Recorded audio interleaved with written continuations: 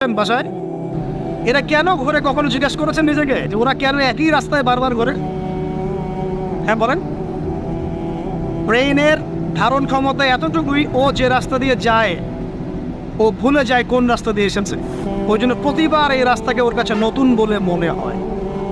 এত স্বল্প জ্ঞান আল্লাহ পাক ব্রেন তাকে দিয়েছে, কিন্তু তারপরেও সে আল্লাহর অবাধ্যতা করে না, কিন্তু সে আল্লাহর ইবাদত করে, ওই মাছও আল্লাহর ইবাদত করে।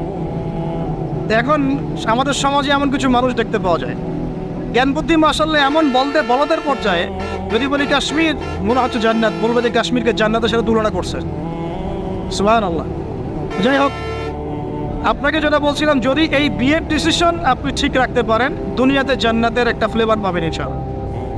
এই সৌভাগ্য নবী সাল্লাল্লাহু আলাইহি ওয়াসাল্লামের হয়েছিল, কারণ তার ঘরে খাদিজা রাদিয়াল্লাহু আনহার মতো একজন স্ত্রী ছিলেন। সারা দুনিয়া তার বিরুদ্ধে, কিন্তু বাসায় গেলে তিনি প্রশান্তি